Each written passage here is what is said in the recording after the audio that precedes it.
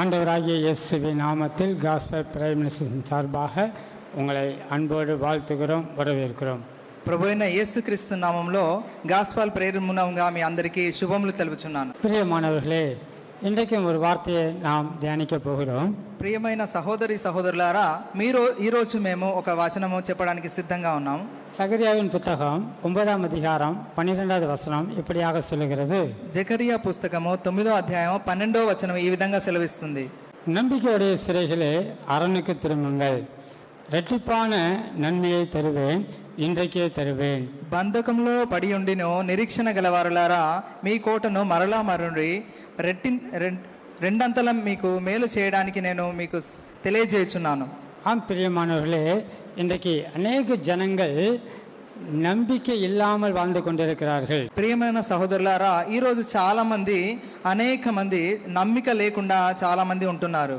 அநேக ஜனங்கள் சிறை பிடிப்புக்குள்ளாக இருக்கிறார்கள். అనేక మంది చాలా బంధకములలో ఉంటున్నారు. அநேக ஜனங்கள் சிறைப்பட்டு போய் இருக்கிறார்கள். అనేక మంది నిర్బంధమైన కఠినమైన స్థితిలో ఉంటున్నారు. அநேக வாலிபர்கள் பலவிதமான பிரச்சனைகளில் மாட்டிக்கொண்டிருக்கிறார்கள். అనేకమైన యువత ఈరోజు చాలా కటకమైన పరిస్థితిలో ఉంటున్నారు. யார் நம்மை விடுவிப்பார்? ఎవరు మనల్ని విడిపిస్తారు? யார் நமக்கு விடுதலை கொடுப்பார்? ఎవరు మనల్ని విడిపిస్తారు? யார் நமக்கு சுகம் கொடுப்பார்? ఎవరు మనల్ని సుఖంగా నివసిస్తారు? எப்படி இந்த பிரச்சனையிலிருந்து வெளியே வருவது? ఈ యొక్క ప్రాబ్లం నుండి మనల్ని ఎవరు విడిపిస్తారు என்று அநேகர் யோசித்துக் கொண்டிருக்கிறார்கள். ఈరోజు చాలా మంది అదే విధంగా కష్టపడుతున్నారు. அநேகர் புலம்பிக் கொண்டிருக்கிறார்கள். అనేక మంది ఇది విధంగా ఆలోచిస్తుంటున్నారు. ஆனால் ஆண்டவருடைய வார்த்தை சொல்லுகிறது, దేవుని యొక్క వచనం ఈ విధంగా చెప్తుంది, நம்பிக்கையோடு காத்திருக்கிற சிறை கைதிகளே, నమ్మకంగా ఉన్న నా ప్రజలారా.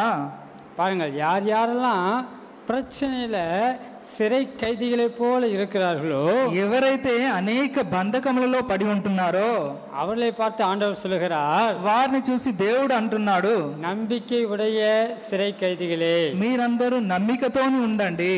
நம்பிக்கையோடு காத்திருக்கிற சிறை கைதிகளே, నమ్మికతోని నివసిస్తున్న వారలారా, நீங்கள் அரணுக்கு திரும்புங்கள், మీరు మరలా మీ కోటకు ప్రవేశించండి, இரட்டத்தனையான நன்மையை தருவேன், రెండింతలుగా మీకు మేలు చేసేదనని இன்றைக்கே தருவேன், అది ఈ రోజే చేస్తానని చెప్తున్నాడు. பிரியமானவர்களே, ప్రియమైన సహోదరులారా, அப்படி நம்பிக்கையோடு இருக்கிற ఈ విధంగా నమ్మికతోని ఉన్న మీకు, சிறை கைதிகளை బంధకంలో ఉన్న మీకు ஆண்டவர் சொல்லுகிறார், దేవుడు సెలవిస్తున్నాడు, தேவன் பக்கமாய் திரும்புங்கள், దేవుని దగ్గరికి మీరు వచ్చినట్లయితే, சீயோன் பக்கமாய் திரும்புங்கள், సియోను ద్వారా మీకు వచ్చినట్లయితే, சிலுவையை நோக்கி திரும்புங்கள். సిలువ వైపు మీరు చూసినట్లయితే, எந்த ஒரு மனிதன் ఏదో ఒక దేవుడు சிலுவையை நோக்கி பார்க்கிறானோ, ఎవరైతే సిలువను చూసినట్టు ఉన్నాడో, எந்த ஒரு மனுஷி ఏ విధమైన మనుషుడైతే இயேசுவை நோக்கி பார்க்கிறாரோ, యేసు క్రీస్తుని వైపు తిరుగుచున్నాడో அவர்களுக்கு விடுதலை உண்டு, వారికి తప్పకుండా విడుదల దొరుకుతుంది, அவர்களுக்கு நன்மை உண்டு, వారికి నిజమైన మేలు జరుగుతుంది. அது ஒரு మడంగல்ல,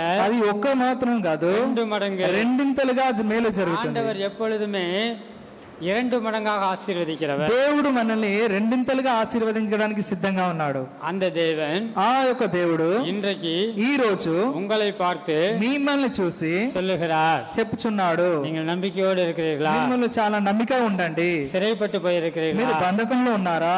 உங்களுக்கு మీకు ஆண்டவர் దేవుడు 2 மடங்கு நன்மையை கொடுக்க போகிறார். రెండింతలుగా ఆశీర్వాదం చేయడానికి அதற்கு என்ன செய்ய வேண்டும்? దానికి మీరేం చేయాలి? இயேசுவை நோக்கி பாருங்கள். దేవుని చూడండి. ஏனெனில் ఏ రోజు அவர்தான் விடுதலை கொடுக்கக்கூடியவர், వారు మాత్రమే మిమ్మల్ని విడిపిస్తున్నాడు. அவர்தான் ఆశీర్వదిக்கிறவர், దేవుడే మిమ్మల్ని ఆశీర్వదిస్తాడు. அவர்தான் உயர்த்துகிறவர், దేవుడే మిమ్మల్ని పైకి లేవుతున్నాడు. அவர்தான் தூக்கி விடுகிறவர், అవరే మిమ్మల్ని పైకి பாவத்திலிருந்தும் சாபத்திலிருந்தும் పాపముల నుండి, శాపముల నుండి, நோயிலிருந்தும் అనేక రోగముల నుండి, பிசாசின் போராட்டத்திலிருந்தும் అనేక సాతాను శక్తుల నుండి நமக்கு விடுதலை கொடுக்க మనల్ని విడిపిస్తున్నాడు.